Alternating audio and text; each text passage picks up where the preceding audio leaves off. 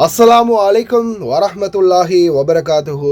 ஜும்மா Mubarak. அன்பாத அனைத்து உறவுகளுக்கும் இனிய காலை வணக்கம். உங்கள் மீது சாந்தியும் சமாதானமும் உண்டாகட்டும். இன்றைய காலை பொழுது உங்கள் அனைவருக்கும் இனிய பொழுதாக அமைய எல்லாம் வல்ல இறைவனை பிரார்த்தித்தவனாக இன்றைக்கும் கோயத்துடைய பல முக்கியமான செய்திகளை பற்றி தான் பார்க்க போகிறோம். வீடியோவை கடைசி வரைக்கும் பாருங்கள்.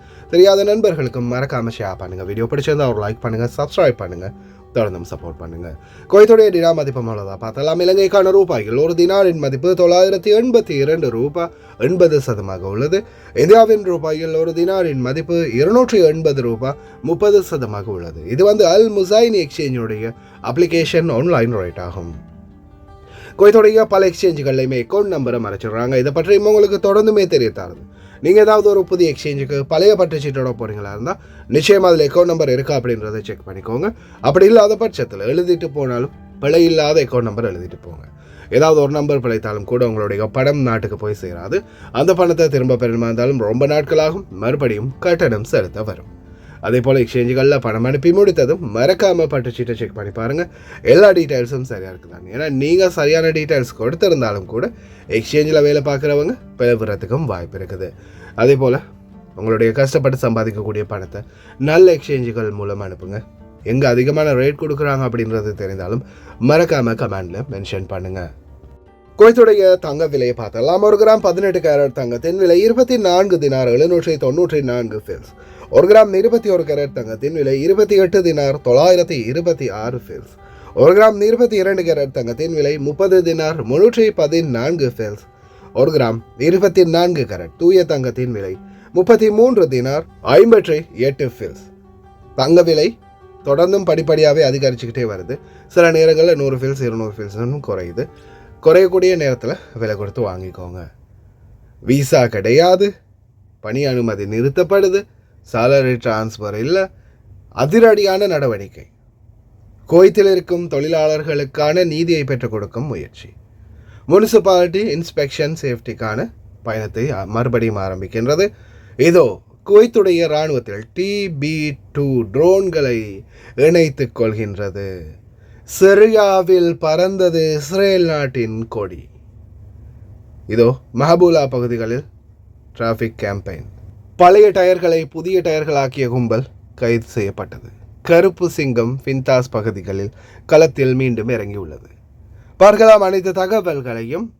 தற்போதைய சூழல்ல குவைத்துடைய வெப்பநிலை 24 hours அதாவது 24 மணி நேரமும் அதிகரித்த நிலையில் இருக்கின்றது. ஆல்ரெடியே நம்ம சொல்லியிருப்போம், தமர் அதாவது குவைத்துடைய பேரீச்சை மரங்களில் இருக்கக்கூடிய பேரிச்சங்காய்கள் பழுக்கிறதுக்காக இந்த வெப்பம் இன்னும் அதிகரிக்கும் அப்படின்னு சொல்கிறாங்க காலநிலை ஆய்வாளர்கள். அதனால் கொஞ்சம் கவனமாகவே இருங்க. இரவு நேரத்தில் கூட வெப்பம் அதிகரிக்கிறது தெரியுது. அதே மாதிரி சேஃப்டி கேம்பெயினை ஆரம்பிச்சிருக்கிறாங்க குவைத்துடைய முனிசிபாலிட்டி. ஒவ்வொரு கன்ஸ்ட்ரக்ஷன் பகுதிகள் மற்றும் வியாபார தலங்கள், அதே போல் குடவுன்கள், இந்த மாதிரி பல இடங்களில் பாதுகாப்பு தன்மையை உறுதி செய்வதற்காகவும் தொழிலாளர்களுக்கான சேஃப்டி சரியாக இருக்குதான்றதை செக் பண்ணுறதுக்காகவும் களத்தில் இறங்கியிருக்கிறாங்க. வேலைத்தலங்களில் பாதுகாப்பு நடைமுறைகளை சரியாக பேணுங்க. அதே போல் இதோ குவைத்துடைய ஷுவைக் பம்பிங் ஸ்டேஷன் இன்றைக்கி காலை 8 மணியில் இருந்து 12 மணித்தியாலங்களுக்கு நீர் விநியோகம் தடைப்படும் அப்படின்னு சொல்லியிருக்கிறாங்க. இதில் கூடுதலாக சித்திக் ஜஹரா பகுதிகளில் நீர் விநியோகம் தடைப்பட்டிருக்கும். ரொம்ப பக்குவமாக நீரை பாவிச்சுக்கோங்க. சிரியாவில் பறந்தது இஸ்ரேலிய நாட்டின் கொடி. இஸ்ரேலுடைய கொடியை பறக்க விட்டிருக்காங்க ஒரு சில பகுதிகளில். ஆக்கிரமிப்பு இன்னும் அதிகரித்து வருவதால் அடுத்ததாக பாலஸ்தீனுக்கு அடுத்ததாக சிரியா இஸ்ரேலிடம் சிக்கும் நிலைமை.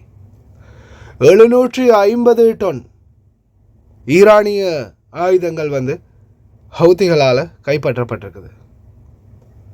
இனி எதிர்வரும் நாட்களில் TB2 ட்ரோன்களுடைய உதவியோட குவைத் இன்னும் மிகவும் அதிகமான செயல்பாடுகள், இராணுவ கண்காணிப்பு செயல்பாடுகளில் ஈடுபடும் அப்படின்னு தெரிவிச்சிருக்காங்க இராணுவ ஊடகம். இதில் நீங்கள் பார்த்துருப்பீங்க, இப்போ யமன் 750 டன் ஆயுதங்களை கைப்பற்றி இருக்கிறதால ஈரான் யமனோடையும் எதிர்த்து போரிடும் வாய்ப்புகள் வரலாம். அல்லது அவங்க மறுபடியும் அவங்களுடைய ஆயுதங்களை ஈரானிடம் ஒப்படைத்தால் சுமூகமாக முடியலாம். ஆனால் எது எப்படி நடந்தாலும் இஸ்ரேலுக்கும் ஈரானுக்குமான பிரச்சனை மீண்டும் புகைந்து வருவது பெரிய தீயொன்றை பற்ற வைப்பதற்கான ஆயத்தமா அப்படின்னு பலருமே உற்று நோக்கிட்டு வராங்க. இன்ஷா அல்லாஹ் எது எப்படியோ எந்த ஒரு பிரச்சனைகளும் இல்லாமல் அமைதியும் சுபீட்சமும் மக்களிடையே நிலவட்டும் அப்படின்னு நம்மளும் பிரார்த்தனை பண்ணலாம். No salary transfer, no new hires. Kuwait ஒட்டுமொத்தமாக அனைத்து செயல்பாடுகளை நிறுத்தி வைக்கின்றது. உள்துறை அமைச்சர் Sheikh Fahad Yusuf Saud Al Sabah அவர்களின் உத்தரவில் இந்த செயல்பாடுகள் ஆரம்பம். வெளிநாட்டு தொழிலாளர்களின் பாதுகாப்பை உறுதி செய்வதற்கான முயற்சி என்பதே இதனுடைய நோக்கமாகும். டெலிவரி டிரைவர்ஸ் உட்பட அனைவருடைய உரிமைகளையும் பாதுகாக்கும் முறைமையில் குவைத்துடைய மனித வளத்துக்கான பொது ஆணையகம் தற்போது புதிய நகர்வை எட்டியுள்ளது. அதிகமான தொழிலாளர்களுக்கு சம்பளத்தில் பிரச்சனை, சம்பளம் கொடுக்கல, அதே மாதிரி போலியான பத்திரங்களில் கையெழுத்து வாங்குறது, நிறைய தொழிலாளர்களுக்கு கொடுக்க வேண்டிய கொடுப்பனவுகளை கொடுக்காமல் மறுப்பது, அவங்களை நாட்டுக்கு அனுப்புவது. இப்போ ரீசெண்டாக கூட எக்ஸிட் பெர்மிட் கொண்டு வந்ததுக்கான காரணம் அதுதான். ஏன்னா எக்ஸிட் பெர்மிட் 2 பேருக்கும் இடையேயான ஒரு ஒப்பந்தம் மாதிரி.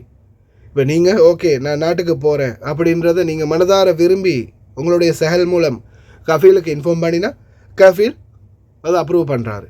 2 பேருக்கும் இடையேயான புரிந்துணர்வுகளை கண்காணிக்கிற விதமாக தான் இந்த எக்ஸிட் பெர்மிட்டும் கொண்டு வந்தாங்க. அதே மாதிரி தான் அலைச்சல் இருக்கும். இந்த மாதிரி வெயிலில் ஒவ்வொரு ஷூனுக்கு முன்னாடி லேபர் கோட்டுக்கு முன்னாடி கொஞ்சம் அலைய வேண்டி வரும். ஆனால் உங்களுடைய உரிமைகளுக்காக நிச்சயமாக நாங்கள் உதவி பண்ணுவோம் அப்படின்னு மனித வளத்துக்கான பொது ஆணையம் ஷூன் தெரிவிச்சிருக்கிறாங்க. ஏன்னா ஷூன் இப்போதைய சூழலில் தொழிலாளர் பக்கம் நிலையாக நிற்கிறாங்க. இப்போ நேற்றைய தினம் கூட நான் ஒரு வீடியோ போட்டிருப்பேன், பார்த்துருப்பீங்க. 700 தினார் ஃபஸ்ட்டு கட்ட சொல்லிட்டு அதுக்கப்புறம் தம்பி 8 வருஷம் முடிஞ்சிருச்சு, நீ முதலாவது வரும்போது 8 வருஷம் முடியலை, இப்போ 8 வருஷம் முடிஞ்சிருச்சு, முன்னாடி 700 தினார் தானே சொன்னோம், இப்போ 800 தினாரே நீ கொடுக்கணும் அப்படின்னு மனித வளத்துக்கான பொது ஆணையம் அமாலா மன்சிலியா வீட்டு தொழிலாளர்களுக்கான அமான மன்சிலியா தெரிவிச்சிருந்தாங்க.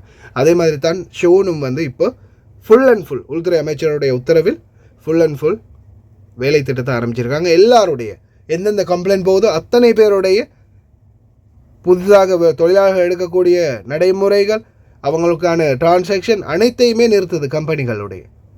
இதில் புதிதாக வேலைக்கு அப்ளை பண்ணி இந்த கம்பெனிகளுக்கு வர இருக்கிறவங்களும் பாதிக்கப்படுவாங்க. நாட்டில் உடனே ஸ்டாப் பண்ணுறதுக்கு வாய்ப்பு இருக்குது, உங்களுடைய வீசா ஸ்டாப் ஆகிறதுக்கும் வாய்ப்பு இருக்குது. ஆனால் தொழிலாளர்களுக்கான நியாயம் இங்கே சரியாக பெற்றுக் கொடுக்கப்படும். சம்பளம் கொடுக்காத வரைக்கும், உங்களுக்கான நியாயம் கிடைக்காத வரைக்கும் கம்பெனியால் எந்த ஒரு நகர்வுகளையும் முன்னெடுக்க முடியாது, எல்லாத்தையுமே ஸ்டாப் பண்ணிடுவாங்க. அடுத்ததாக மஹபூலா பகுதிகளில் இதோ அதிரடியான சோதனை நடவடிக்கை. கிட்டத்தட்ட 437 வெவ்வேறு விதிமீறல்கள் பதிவாகி இருக்குது. இதில் 9 பேர் கைது பண்ணியிருக்கிறாங்க ரெசிடென்சி அண்ட் லேபர்லாம். அதே போல் 6 பேர் சட்டத்துக்கு புறம்பான செயல்களை செய்து தலைமறைவாகி இருந்த வாண்டட் பர்சன்ஸ் அரசு செய்யப்பட்டிருக்கிறாங்க. அதே மாதிரி 4 பேர் ஐடென்டிஃபிகேஷன் என்றதே ஒன்று இல்லாமல் வந்தவங்க கைது செய்யப்பட்டிருக்கிறாங்க. அதே மாதிரி 3 வாகனங்கள் மோட்டார் சைக்கிள் கைப்பற்றப்பட்டுள்ளது. அதே மாதிரி 3 சிறுவர்கள் லைசன்ஸ் இல்லாமல் வண்டி ஓட்டியதால் பிடிபட்டிருக்கிறாங்க. அதே மாதிரி இன்டாக்சிங் சப்ஸ்டன்ஸ், அதாவது போதைப் பொருட்கள் வைத்திருந்த 3 பேரும் கைது செய்யப்பட்டிருக்கிறாங்க. 2 அப்சண்ட், அதாவது அப்ஸ்காண்டர், அதாவது தலைமறைவாக இருந்தவங்க தப்பி ஓடிய 2 பேர் கைது செய்யப்பட்டிருக்கிறாங்க. அதே மாதிரி 2 பேர் கைது செய்யப்பட்டிருக்கிறாங்க அசாதாரண நிலையில், அதாவது போதை நிலைமையில் கைது செய்யப்பட்டிருக்கிறாங்க. ஒவ்வொரு வியாழக்கிழமையும் வெள்ளிக்கிழமையும் இந்த கேம்பெயின் அடிக்கடி நடக்கும் ஒவ்வொரு பகுதிகள்லையும். இந்த சோதனைகளில் நிறைய பேர் தொடர்ந்துமே கைது செய்யப்படுறாங்க. வளமே ஒவ்வொரு வியாழக்கிழமையும் சாராய போட்டல் கொஞ்சமாவது பிடிபடும்.